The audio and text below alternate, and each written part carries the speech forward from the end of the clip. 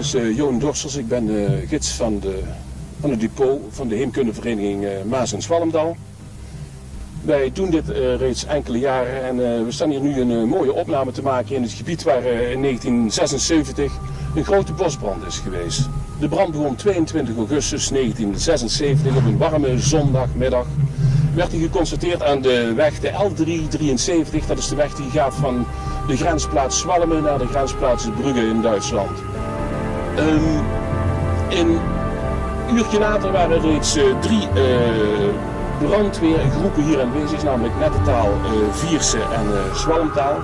Want zij hebben een overeenkomst met de brandweer van het depot. Natuurlijk kon er in dit gebied niet gerookt worden. De militairen die hier aanwezig waren, die werden zelfs vooraf gefouilleerd voordat ze het gebied ingingen. Vanaf 1950 was er een afspraak met de Army Fire Control Brigade dat ze bijstand konden krijgen van de 3 vrijwillige brandweerkorps hier in de buurt. Te weten Nettetaal, Zwalmtaal en Vierse. Die 3 brandweerkorps waren dan ook direct ter plaatse. En toen men dan niet het terrein op mocht, was er natuurlijk een groot probleem. Want de militairen hielden hem tegen, ze zeiden jullie hebben geen toegang tot dit terrein.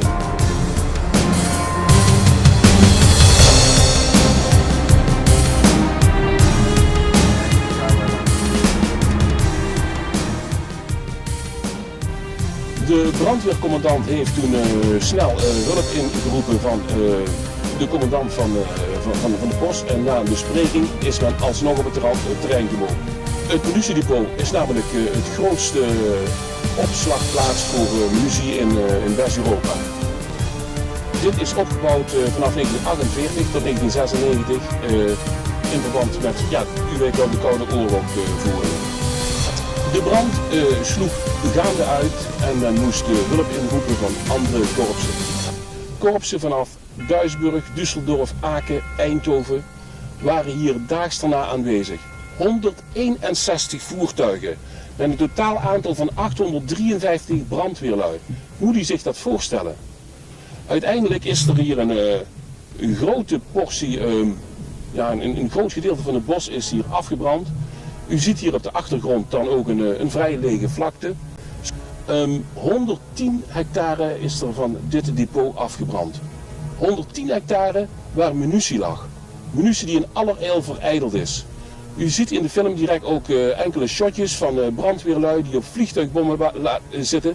Die gewoon open en bloot hier in het terrein lagen. U kunt zich voorstellen wat dit voor een ramp had kunnen zijn en worden.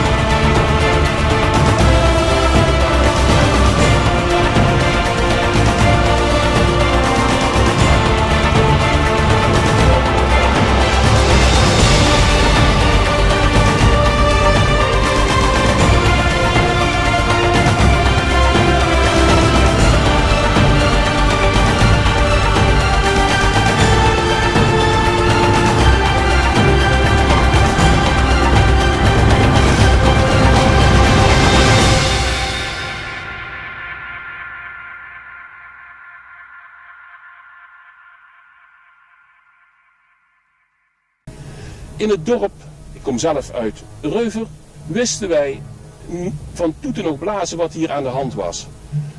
De eerste televisieploeg die hier naar binnen mocht, of wou, was een televisiezender uit Rusland, uit Moskou.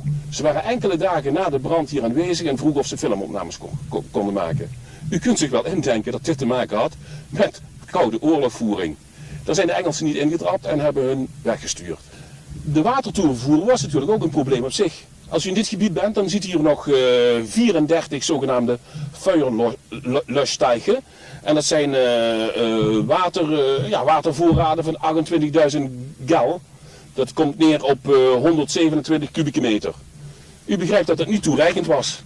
Een aardig saillant detail bestaat in het boek van Ina Dome, Germes Dome, die een boek geschreven over het munitiedepot. En ze heeft precies de getallen opgeschreven wat hier verbruikt is in die dagen tijdens de brand. Ze schrijft op 13.039 liter benzine, 16.632 liter diesel, 4.420 porties frühstück, 4.540 porties middageten, 5.990 porties avondeten, 15.000 porties warme drank. En natuurlijk, ja, bij zo'n hitte, wie zou het niet verwachten, 41.580 porties koude dranken. Heel aardige getallen, kunt zich daar een beeld bij vormen nu. Als u hier rondkijkt in het depot, dan ziet u in dit gedeelte waar de brand is geweest een aanplant staan die niet ouder is dan een jaar of 40.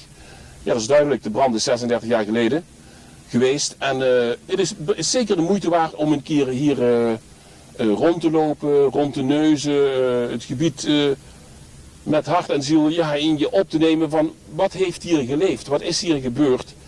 De grootste NATO-opslagplaats. Het mag nooit meer voorkomen dat we zoveel munitie bij elkaar leggen en er zo mee omgaan, trouwens.